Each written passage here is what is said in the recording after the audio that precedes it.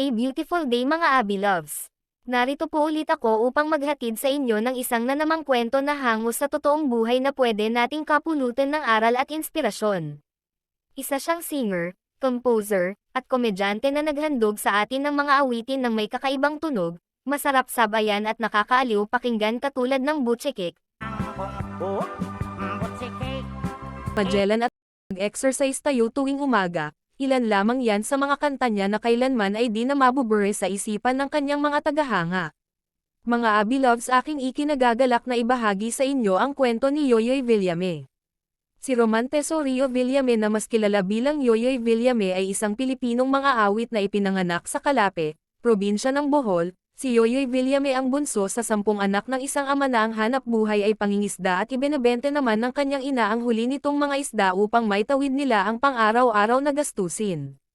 Dahil sa kanyang natatanging talento at galing ay nagsimula siyang gumawa ng mga kanta para sa Boy Scouts noong siya ay nasa elementarya pa lamang. Pero noong pagkatapos ng 2nd taon niya sa high school ay nag-drop out siya, at nagpalista si Villame upang maging isang soldier trainee ng Philippine Army. Subalit hindi nasisiyahan sa kanyang post sa Pampanga, humiling siya ng pagpapaalis pagkatapos ng pagsuko ng leader ng rebeldeng si Luis Tarap. Siya ay naging pampasaherong jeepney driver na bumibiyahe sa rutang Baclaran-Pasay-Taft-Santa Cruz di Masalang. Sa loob ng 10 taon ng pagmamaneho ng mga jeep, sumasali siya sa mga amateur singing contest sa gabi na ginanap sa Plaza Miranda sa Quiapo, Manila, ngunit natalo siya. Naiulat na ang dahilan ng kanyang pagkatalo ay sa kanyang malakas na accent na Bisaya. Noong 1965, bumalik si Villame sa Bohol upang maging driver ng bus, kung saan bumuo siya ng isang banda ng rondalya kasama ang ilang kapwa driver, kumanta siya at tumugtog ng mandolin. Ang kanyang unang recording ay noong 1972 at pinamagatang Magellan, isang parody ng historicism ng nabigong pananakop ni Ferdinand Magellan sa Pilipinas. Ito ang naging top-selling record sa Visayas Mindanao region. Kinilala ng komedyante na si Chiquito ang kanyang potensyal at dinala si Villame sa Maynila para mapirmahan sa Vicor Records, na muling naglabas ng karamihan sa katalog ng Kinampay. Ang paglilibot sa Pampanga, Nueva Ecija at iba pang bahagi ng Luzon ay nakatulong kay Villame na maitatag ang kanyang pangalan sa bansa. Si Villame ang unang nagmarka ng kanyang musika bilang bagong-bago, upang makilala ang kanyang sarili mula sa kanyang mga kontemporaryo, na nagsikap na maging katulad ni Perry Como o Frank Sinatra. Ito ang simula ng mahabang listahan ng mga album at mga recording ng kanyang mga awiting may inspirasyon sa politika sa Bisaya, Tagalog at Ingles. Pinaghalo ni Villame ang Filipino folk melodies, sikat na himig at nursery rhymes para sa kanyang musika at pagkatapos ay nagdagdag ng nakakatawa, comedic lyrics na pinaghalo ang Tagalog, Cebuano at English sa isang anyo ng grammar na kanyang ginawa.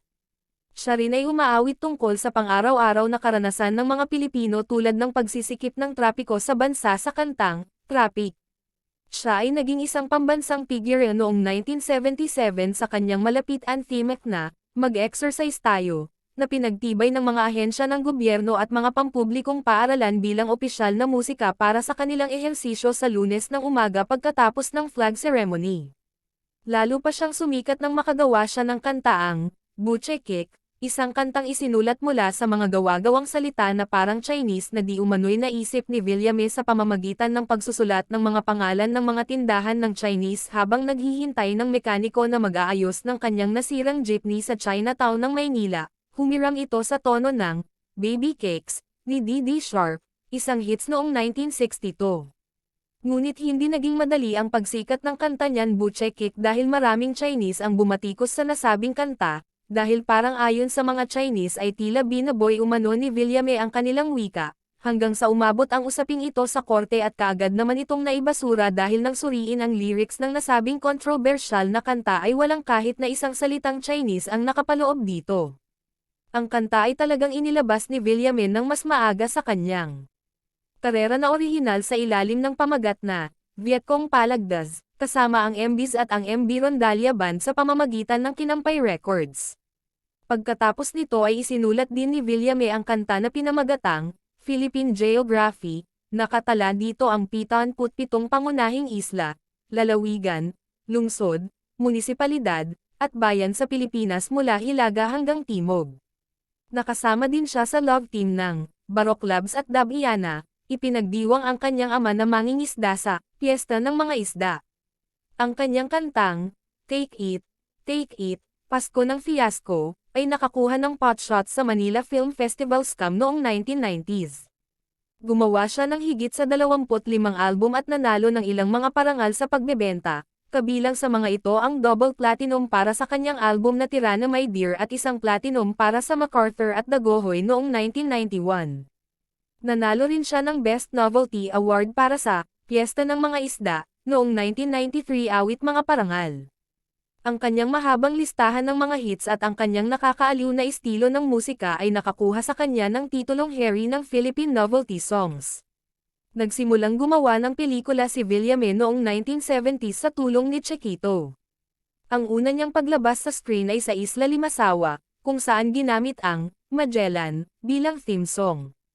Noong 2004, gumanap siya ng isang Visayan troubadour sa critically acclaimed film, Babae sa Breakwater, Woman of the Breakwater. Sa husay at galing niya sa pag-arte ay umabot ito sa mahigit 50 pelikula, at humakat ito ng maraming award, pagkatapos ay tumakbo siya bilang vice-mayor sa kanilang lalawigan noong 1995 at ang kanyang plataporma ay nakatuon laban sa ilegal na droga ngunit hindi siya pinalad na manalo.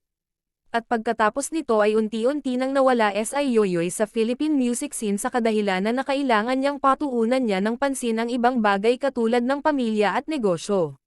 Ngunit malungkot na ibinalita ang pagkamatay ni Villame sa edad na 73 dahil sa cardiac arrest noong 18 ng Mayo taong 2007.